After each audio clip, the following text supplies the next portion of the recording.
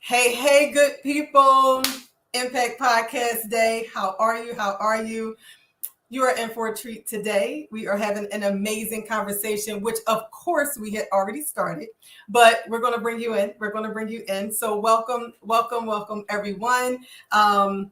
You know us. You know us. Our names are up here. You know us. We're going to jump right in. And we are going to bring our guest on, who is Miss Kristen, Curly Girl's mentor. I'm going to have, I'll preface it first. I always preface it and kind of bring you guys up to speed. So I don't know if you guys missed the last podcast. It was absolutely juicy. We had great conversation about skin. And I do feel like this is a trend right now because we talk about mental health. We talk about our cups being full and all that stuff.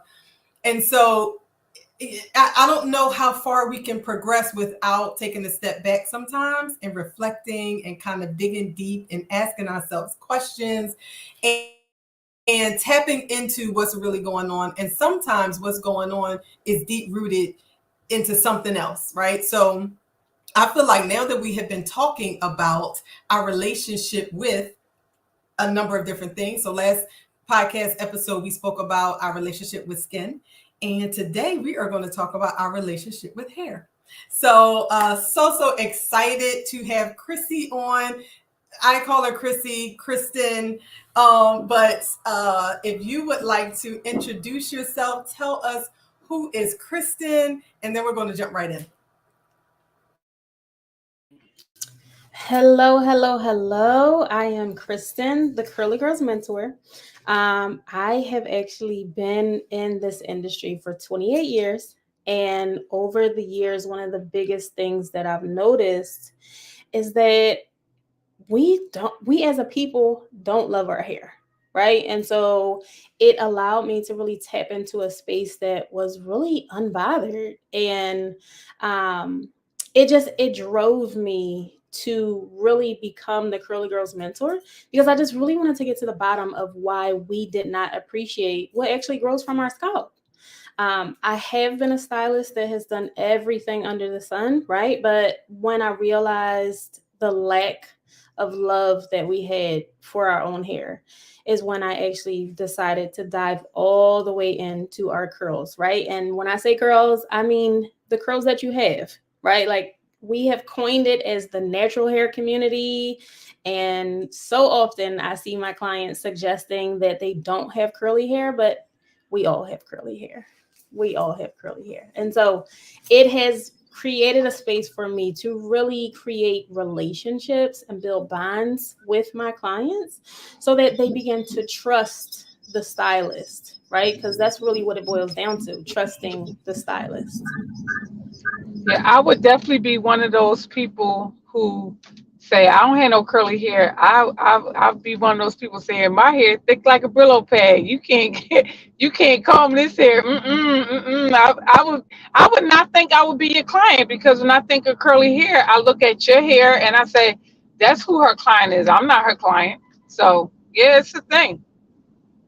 Yeah, listen, Chrissy knows, right? So let me transparent moment because I don't talk about this, but I was with my hairstylist forever. Tyree, my universal stylist, my love, rest in peace. I was with him forever. And I coined like my bob was my thing. And when I say that thing was that it was straight, bone straight, and I always got a relaxer.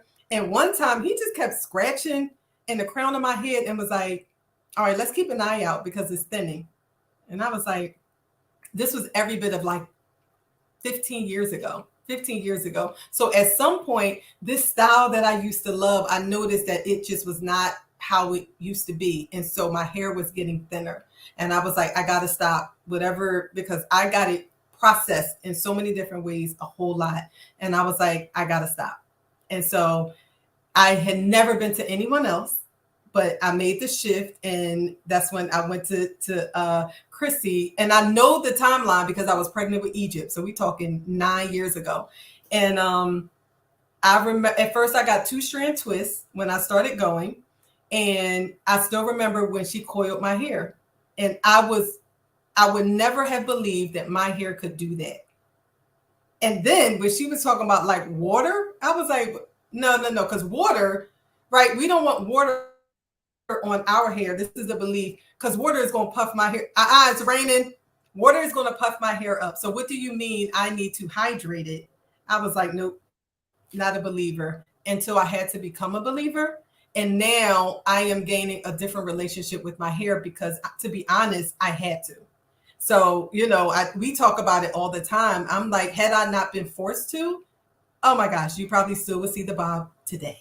Okay, so, but I know Damaris asked an amazing question. We were talking about it, and I was excited to delve into that because it definitely, I think it will bring up some things that we have misconceptions about. So many of us come in with these beliefs about our hair. And so I'm gonna so I'm thinking, and it's interesting, Kristen said, you have to have a relationship with your stylist, right? I'm 50 years old, and it took me a very long time to even find a stylist or even a place of belonging, right? So I'm from Brooklyn, and all the Africans around me, and then they all knew me, so I would go in there, whatever, or the Dominican shops, right? Which, by the way, one was for me like a forbidden place, right? Because I'm not to them, I wasn't African enough, right? My hair wasn't coil, I didn't have curls enough, for them to do. So when I would walk into a shop, it was looking at me like, what is she doing here? Like, really? Like, these braids are not, box braids are not for you, miss, stop it, and things like that. And then I would go to the Dominicans, and so much heat that would damage my hair, right? Because again, my texture and my hairstyle was not great. I would go to like a more Caucasian shop to try to fix it, and my hair is too thick for them, right? So there was like no place of belonging. So, as a Hispanic that, was brought up with family that had, I guess, good hair, that was what it was deemed as, right? Like good hair. Even when I was in high school, I would go through so much stuff because they're like, oh, your hair is so pretty. Or, I was just telling Aaliyah, I dated a Jamaican guy for the very first time. He was such a sweet guy, so absolutely gorgeous. And he decided to take me home to mama and to his mom. And his mom looked at me, and the first thing she did was touch my hair and say, at least you'll have pretty babies, and walked away from me. So that turned me off entirely. I think I broke up with him that very night, right? So it's just like this misconception of, you're Puerto Rican, you have these pretty hair, blah, blah, blah, blah. But we too feel like we don't have a self of belonging. For you, it's pretty. For us, it's murder, right? Because we don't have anywhere to kind of like, we don't have that relationship, right? We don't have that. Where am I going to go? Do I go to the Dominicans and get it burned up? You know what I mean? Do I go here and feel not welcomed? I have two Afro-Latina granddaughters, and their hairs are very, very, very coarse. And I tell my daughters, you better make sure that you figure out, I don't care, and you ask questions. Make sure that my grandbabies don't look crazy, So if you're box braiding, you make sure that you're doing that correctly, right? Because I don't want you to damage their hair. And this is something not out of your reach, but you have to make sure you're making my babies look good, right? So it's just like a lot coming in, especially when culture, when there's mixed races, right? And there's that cultural and stuff like that. So I just wanted to bring that up because I feel like that's such an elephant in the room, right? And my granddaughter, she has beautiful curly hair. So, obviously I'm going to visit your shop. And my daughter's always braiding it. And I'm like, why don't you let her hair breathe? Why are you not doing that? So I love the puff. And I'm like, well, if she got a puff, she got a puff. You know what I mean? Embrace that beautiness. Like, so it's just a lot, where, especially when you have, again, like those mixed cultures, where do we go? Where do we go where we feel belong? And also that a place of belonging, and where can we go to? I don't know. I don't know. It's just, it's something I just was rambling about prior for us starting. So I just felt like I needed to mention it. No, I think it, I don't think it's rambling at all, right? I don't think enough people talk about what needs to be talked about. And one of the things that you mentioned that I want to applaud you on is ask questions, right? Like, it is your hair. If you don't ask questions, you will not know. And if you do not know, you're leaving it up to whoever is doing your hair to do whatever they want to do.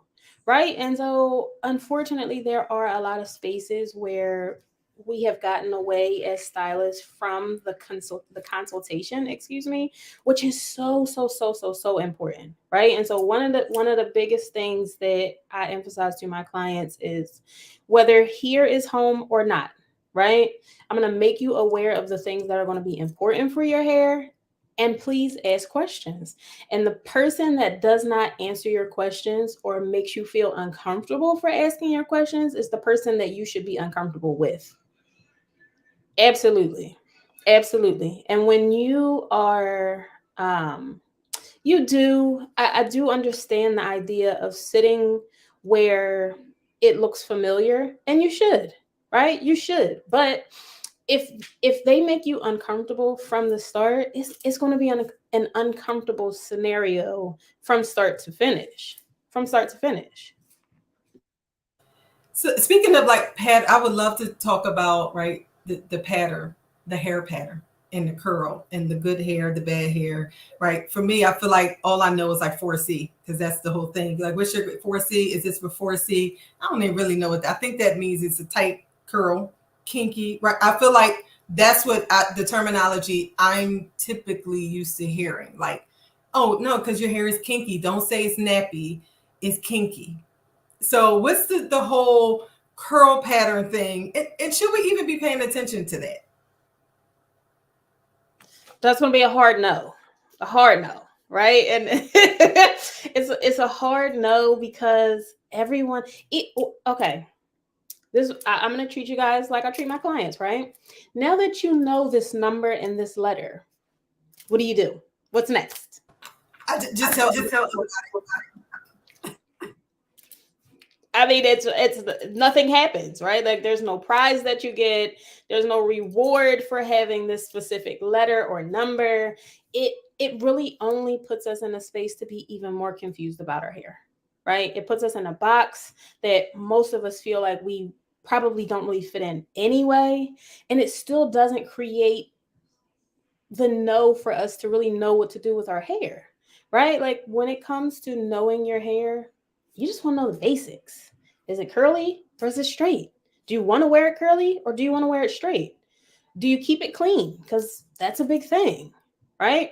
When you think about curl and number and letter and things like that, what really matters is your texture, not your curl. And so when we get involved in the letter and the number, and we think we have this 4C or this AB or the 1, 2, however they claim it, right? Like, what happens when you don't have that same texture in the back? What happens when you're a different curl pattern in the middle?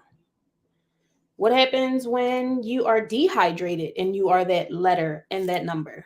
What happens when you're straight normally, right? Because that's how you choose to wear your hair. But when you wash your hair, you're back to that letter and that number. So for the beginners, because I've never heard of letters and numbers. Can you explain that?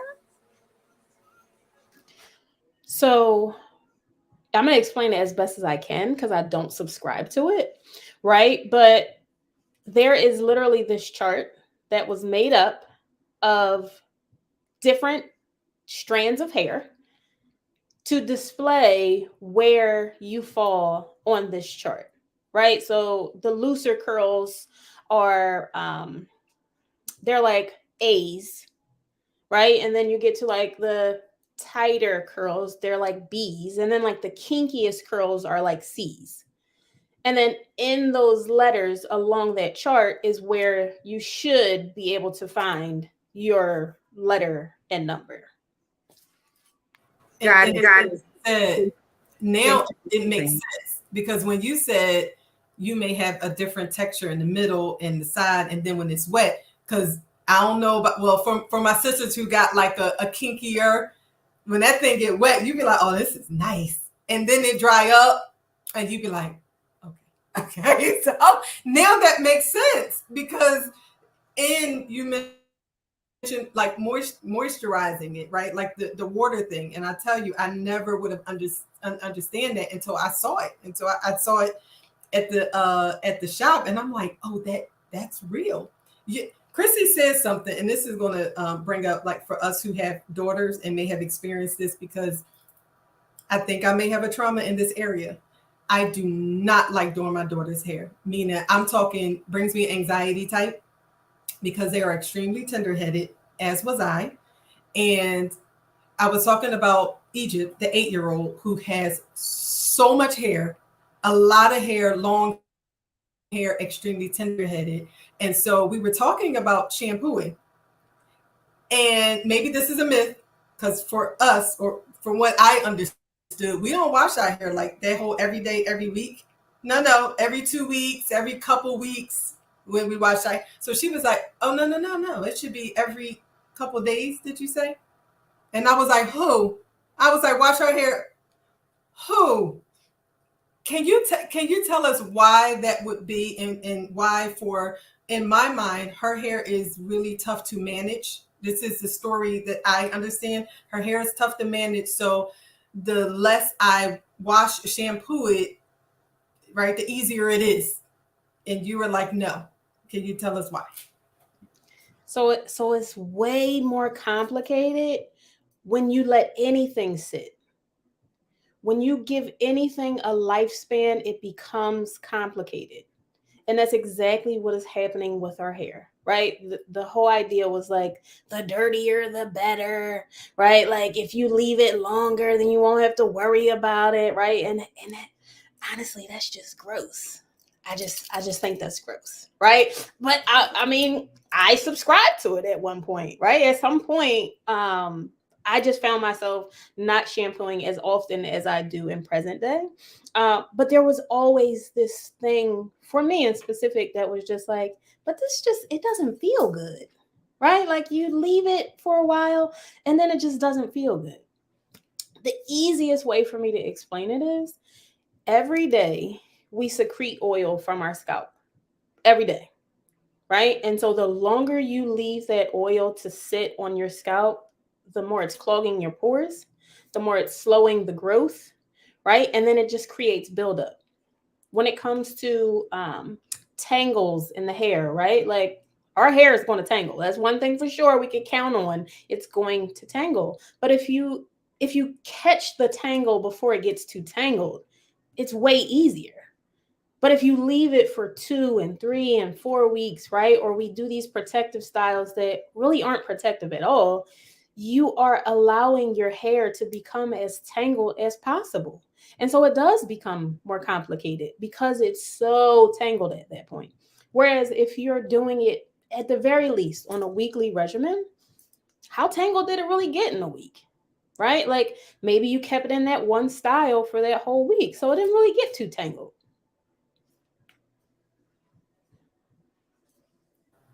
Okay. I was like, no. Okay, got you. We were talking. I don't want to keep talking. Did someone have something? No. We were talking. I was thinking about like back in the day with hair and like if my mom could be on, we could definitely talk about because my mom didn't really know how to style hair, and so all I wanted her to do was like straighten it and give it as much heat. Like I wanted all the stuff that just kept it as straight as possible.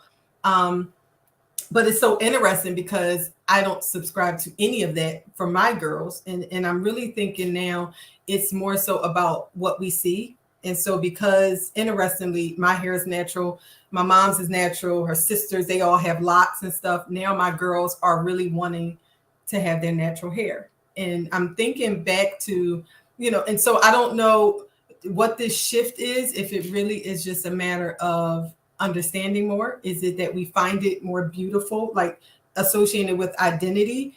But I was really surprised for my 11-year-old to say that she want locks. And I was just wondering, is it less right? Of course the story is changing. I would think, because for me, when I think back, and we were talking about it yesterday, the Chris Rock movie, Good Hair, Bad Hair, Good Hair, Good Hair.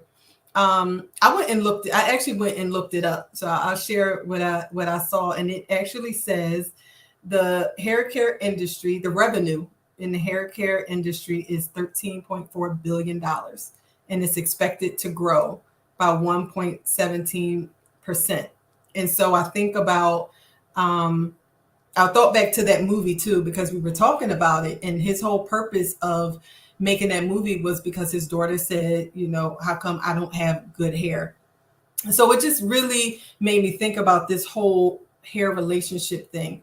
And so I wanted to ask you ladies, if you thought back to your 10 to 15-year-old self, what would you say your relationship was with your hair?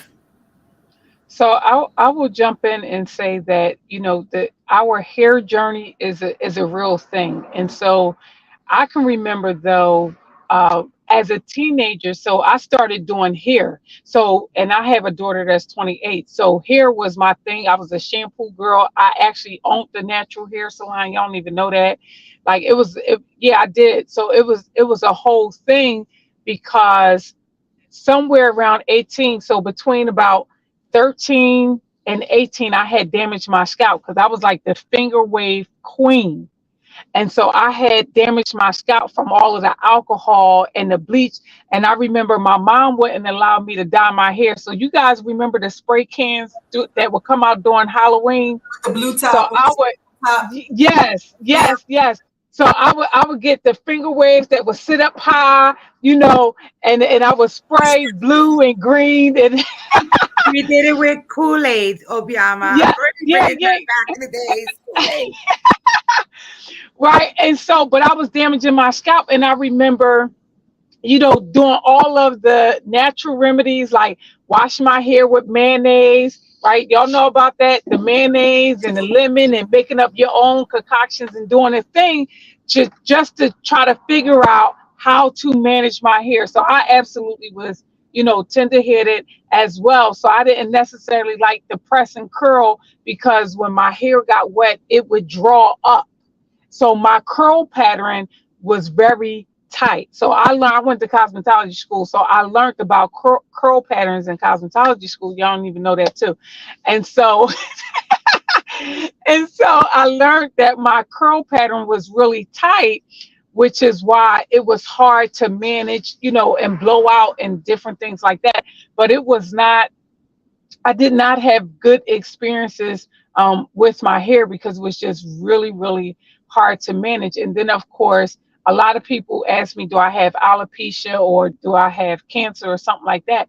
My scalp got so damaged because of the alcohol and the products, that I would go to the dermatologist and they said, well, you got subareated scalp. You have um, um, oh my goodness. Basically, I had four different things going on with my scalp. So when I let my hair grow now, my scalp, if I itch it, it bleeds. So I cannot let my hair grow. So they said, you can't have heat, you can't have braids, you can't have a wig, you can't have nothing. And I have to wash my scalp every day, right? Every day. So because of that, it's like, but I had boys who had beautiful hair, and they want their hair to grow. They want their hair to be long. And I'm like, no, this is a lot, because their curl pattern was very tight, but it was soft. So it wasn't, mine felt like a Brillo pad, but my boy's hair was very soft, but it was tight. So yeah. I got all kind of hair stories. My daughter hair was very curly and soft, so her hair was never straight. It would take a lot to get her hair straight. Yeah, I definitely remember the mayonnaise and all that. It was the conditioner and all that stuff. Like, totally remember. For me, it was Vitapoint. Like my mom, first of all, when you talk about traumatic experiences, my hair was that hair. It was so coarse. Now that I'm older, it thinned out, right? So throughout the years, I have more thinner hair, and it's because of the blowouts, being underneath the heat, which is, whatever. But I used to have this thick, thick, thick, thick hair that my mom would just like literally beat me with a brush with because I moved too much. So I was that child. But one thing I tell you is that um, I had insecurities because of my hair. So I never wore my hair down. And to this day, very seldom you see me with my hair down. And when you do, when people do see me with my hair down, they're like, wow, you have some, So beautiful. guess what? I put it right back up. Why? It's something that was instilled in me when I was younger because I was really insecure about my hair.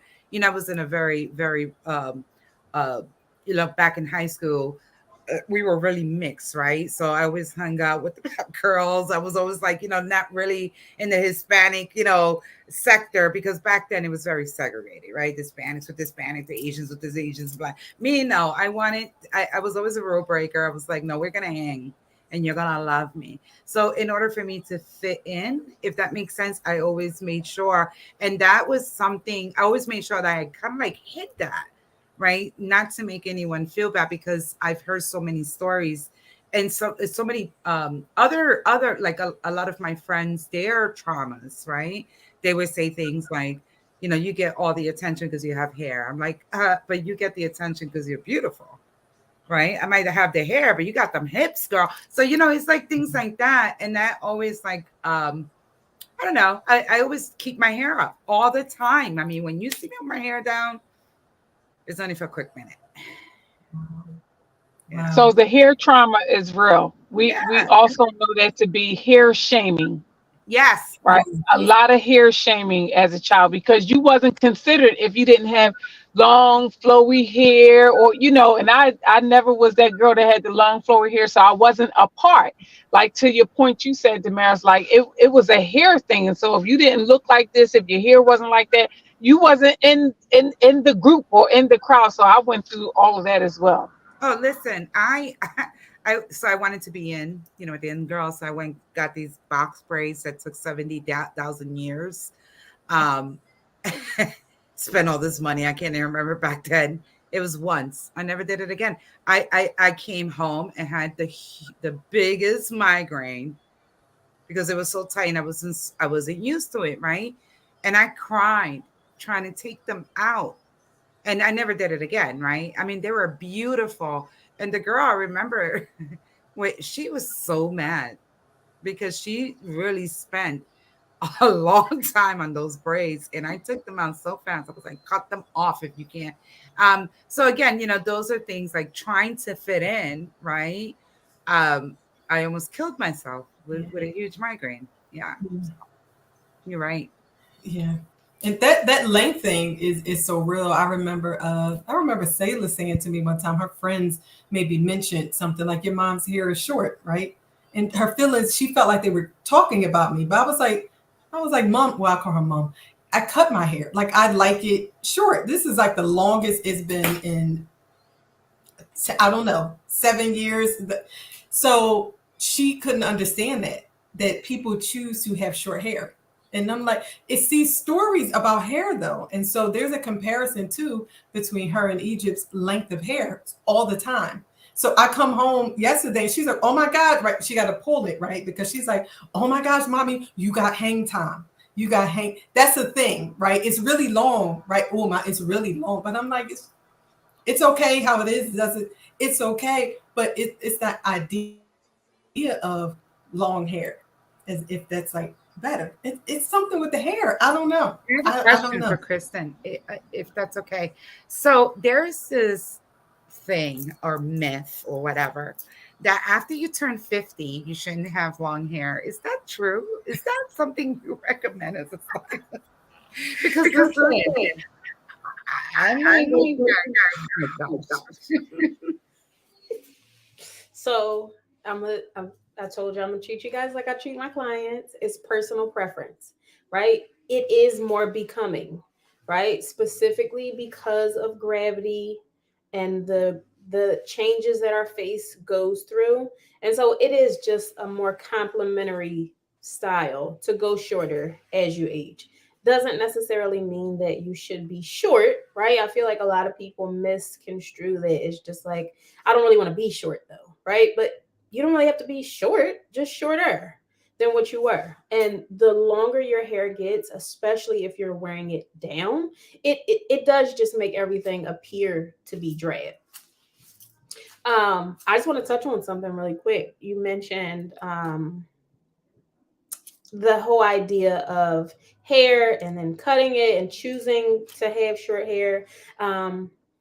Admittedly, so I was one of those girls, like, right, with all my length. And I found out I was having a daughter, and I cut my hair off. And I chose to cut my hair off at that point because I did not want hair to be a thing for her, right? Like, I was that person that was looking at the floor when I was getting a trim, right? Like, how much hair did you really cut? Let me see. Let me see. Right. And I didn't want, I do come from women who grew really long, really thick hair. And by default, I just felt like that equal beauty. Right. And as I got older and I was in the industry, I understood that that was absolutely so far from the truth. And I didn't want to raise up this young Black little girl, right, feeling like she had to have long hair. And so I cut my hair off, and I did. I had long hair down my back. And honestly, I have not been back to that since then. She's 13 now. She's 13 now. And just out of curiosity, is her hair long now? Nope. No. So she has a haircut. Everything from here down is nothing. And then she has this really curly top up top. Really curly. And this is at 13. This haircut that she has now is probably her 5th or 6th major haircut. Mm-hmm. She doesn't ever want just a trim. She normally wants like an undercut, a mohawk. We had one side shaved at one point. She is very radical in her hairstyles, and I love it. I love it. Next time my girls, I don't think, because I'm the boring mom. I'm like, put it in a ponytail, keep it pushing. Like, maybe because I'm the boring, I was brought up boring. But yeah, I think that is so cool. To have a mom that allows you to express yourself, with your hair and your hairstyle. We weren't brought up that way. Like, if we did our hair too much, my mom would be like, go back in, like, get your hair. Same for me. Same for me. Yeah, that's pretty dope. And it made me think about it. It made me think about, first of all, I want to ask them. I wonder our younger girls. First, I was thinking about, we need to have our girls on a podcast. That's another one. We need to have them. I kind of want to hear from them. But what's their hair stories? Because I could imagine that theirs isn't as deep and traumatic as ours was. And I say that because, like Chrissy was saying, with her daughter, and like Sayla, she might walk in here. Well, she has it braided right now. You never know what she's going to do with hers either. They seem to be so open and just creative and just do what they want to do. They're not as confined as we are. They are so open-minded and they have fun with their stuff. So there's no way at that age I would have shaved anything. Like, I would shave it. Like, I remember when you said looking at the floor, I understand now that whole trim thing, right? We always, when you would see girls with long hair, but it's like you can see through the ends and stuff, and there's all these different lengths. And when they would say you need a trim, no, I'm just thinking like just at the end. So when they cut it too short, it's like, oh my God, you cut all my hair off, not understanding it wasn't healthy. And I don't think we ever went for healthy. I just want it long by any means necessary. I don't care. The longest part, keep it at the longest part. And it's like jagged, but it was something about length. Something about length. But this makes me want to go ask them, kind of have a conversation about hair. This actually was one of the biggest things for me that allowed me to create deeper than the root, because I just knew after servicing so many women who had curly hair, just watching them cry in my chair, I just knew it literally had to be deeper than the root, right? I knew it had to be something deeper than them not wanting to wear their hair or them not liking their hair. I knew it had to be something um, beyond all of that. I knew it had to be something outside of just the hair, right? And so that allowed me to really be able to tap into, well, what did life look like at home when you were getting your hair done, right? Like, was it traumatic? Were you getting your head beat with a brush, right? Like, was it like, I'm not burning you, that's just the heat, right? Like, what really did that look like at home? Right? And for most of us, like you were saying, Aaliyah, for most of us it was traumatic in that way. It was very traumatic, and Oh my so God. I'm it getting makes flashbacks sense, to that right? iron. And so in present day it makes sense as to why um women just, they don't have a happy space when it comes to their hair, right? And so one of my biggest things with my clients is, I want you to love your hair today, right? I don't want you to love it when you get to where you want to be. I want you to love it today. So help me help you be able to create a space for you to love it today. So, that I'm huge on making sure that we appreciate what we have and what we can do with what we have, so that we don't relive those traumatic spaces that we're used to. I'm gonna So, have. Kristen, Oh, oh, I, go ahead. I'm so sorry, Obiama. Just real quick, I'm gonna have such a crazy conversation with my husband when he gets home today, because my husband is the person here that would be like, "You're not cutting their hair." Like, for them, for him's daddy's little girl's hair is supposed to be long. And I'm wondering if that's traumatic. Now thinking as we're talking about this, if this is something that he was brought up with, like girls, supposed to have long hair, and my daughters need to have long hair. Because I have a daughter, Kristen, that would absolutely do shaving her head and mohawks, because that's her personality. And now I'm thinking, wow, we're really not allowing her to be who she is. Or not we. Well, yeah, I'm gonna take part of that, right? Because I listened to my husband, but not after tonight, Kristen. Ooh, he's gonna be mad I was in this podcast, because I am really gonna have a really strong conversation. What are we doing here? What are we telling them? Go ahead, Obiam, I'm sorry. No, that I want to not lose my point, but I want to speak to what you're saying, because as a parent, how we are conditioning our daughters around the hair impacts how they see themselves as a little girl, but then how they see themselves as an adult. And so if they are feeling a little boxed in, right, and prohibited, then once they get of age, they're going to wild out on their hair just because they couldn't. And I know for me, there were so many things that I wasn't allowed to do with my hair. So at 18, I was like, have at it. I'm doing all the things, right? And so my daughter, who is 28 now, at I want to say, so I braided her hair all the way up until probably about 14 and 15. And that's when her kind of hair journey began. And she really started getting into her own hair. And I allowed her to be as creative as she wanted to be. So she was coloring her hair. She was cutting her hair. She was doing all the things. And I just thought that it was so fascinating that she could do it. Like she could just stand in the mirror and do all of these things.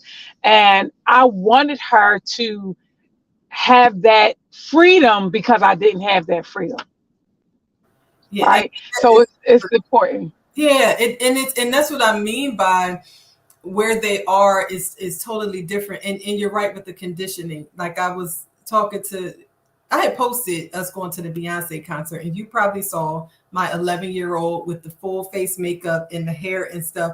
That's not, and I know typically we would look at that, and people may have like, why does that little girl have? But that is all her in her creativity. She has a whole makeup bar upstairs because she's so creative. And we're talking about stories. Sometimes they are speaking through whatever. And I know for me, right, being a more reserved person, I typically speak through my clothing, right? And so sometimes we don't know what our children may be speaking through with their creativity. And because we have something in our past, or just this belief that that's too much, right? Red means Jezebel, or don't, right? Like these old things that came from what we have no idea. No, don't shave your hair, but it's going to grow back. It grows back, right? Like, and once we get past, or once we dig deeper than the root, like Chrissy was saying, we may then realize where that comes from and then can dispel it so that we can be free. And I can imagine the little girls who are now women who sit in your chair. And I think that's really what's happening, is that little girl is now coming and she's able to be free. I hear you talk to your clients all the time, and it takes time, not just to style their hair, but because you're talking to them through the journey. And sometimes it's like you're asking questions. I know for me, I don't know what I want. You tell me, just do it. I'm not sure, because sometimes we just don't know. And I could imagine it comes from that little girl who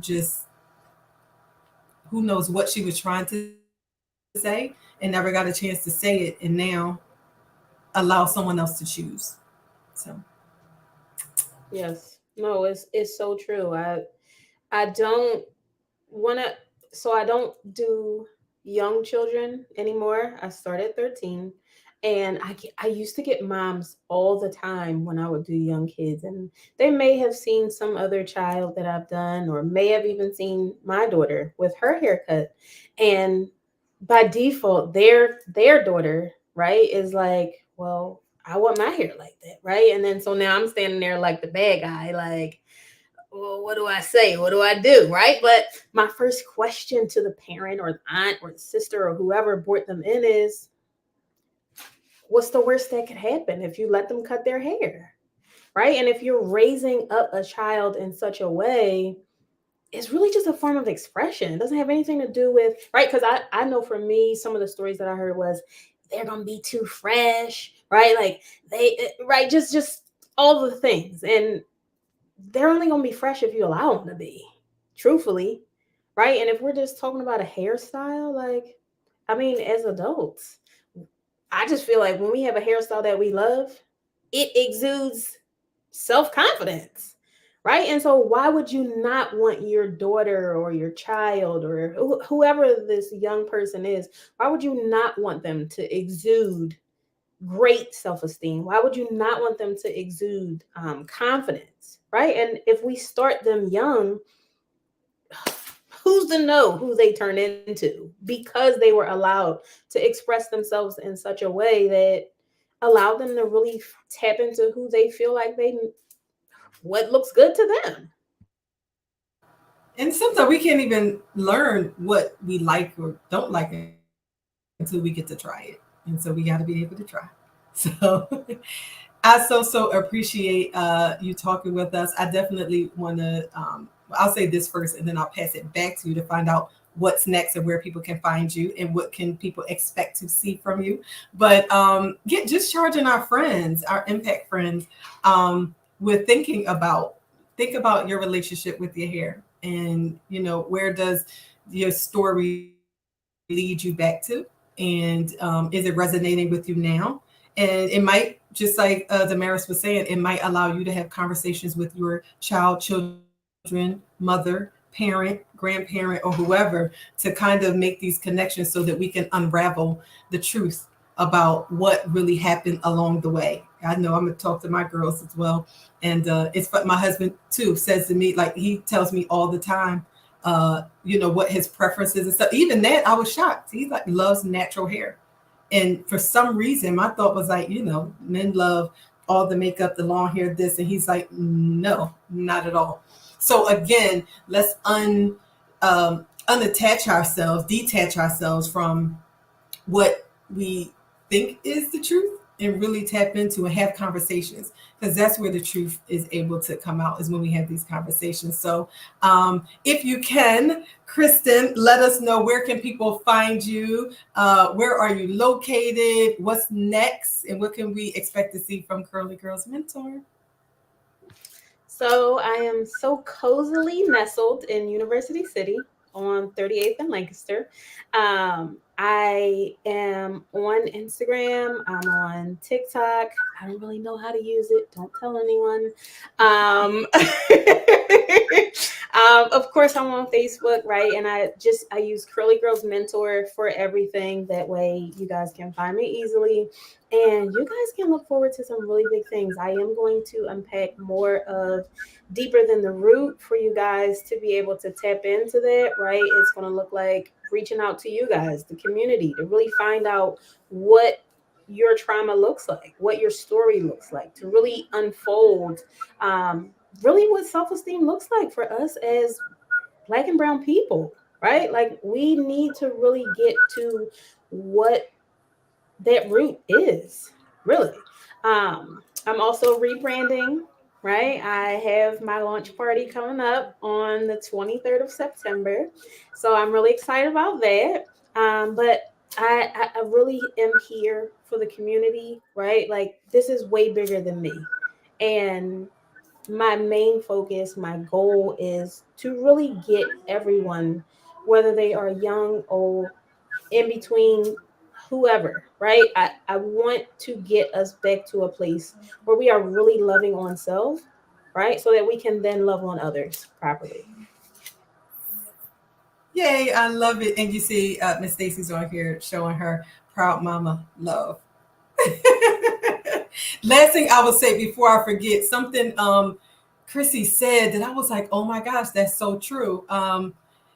We were talking about this idea of natural hair and natural hairstylists and stuff. And when you think about natural hair, right, you think of like incense and all that. One thing I can tell you is that that is so not, like, I love Chrissy for exposing that, is that you can be jazzy, you could be like fashionable, you could be fierce, you could be colorful and still have natural hair. And so you don't have to be kind of like this like baby on the backpack with the natural look. Like that's again, maybe another stereotype, is that to have natural hair you have to be in this box. But you can be all kinds of shades, all kinds of sizes, colors, and all of that, and still be a natural hair girl, loving on your curls, whatever they may look like. So thank you for sharing that and offering that freedom, because that's yet another thing that was like, that is so true. That's true. Listen, I this inspired me to wear my curls. I'm gonna stop, really, honestly, because I have curly hair, right? I choose to straighten my hair, and I'm thinking to myself, why do I do that? I'm gonna check myself. Yeah, I think I'm gonna do that. Thank you so much, Kristen. I love this. My heart is warm. My heart is warm. Same. This is exactly the point in what I do. Just to get you to raise the question within yourself. So yes, that makes me excited. And then I'm gonna come to you and say, well, what am I supposed to use? Because I have a hot mess now. Like, now we're gonna fix it. I love it. I love it. Thank you guys. Thank you so much. I hope you guys enjoyed. Take a moment, ask yourself some questions, connect yourself, curl on your hair, like twirl on your hair, like love it, feel it. Yes, because we're just proud of ourselves. We're so beautiful in all of our different ways. So thank you for joining us. Thank you for joining us, Kristen. It was such an amazing opportunity to have you on here with us. And thank you guys for joining. And until next time, the Impact Podcast, we'll see you soon.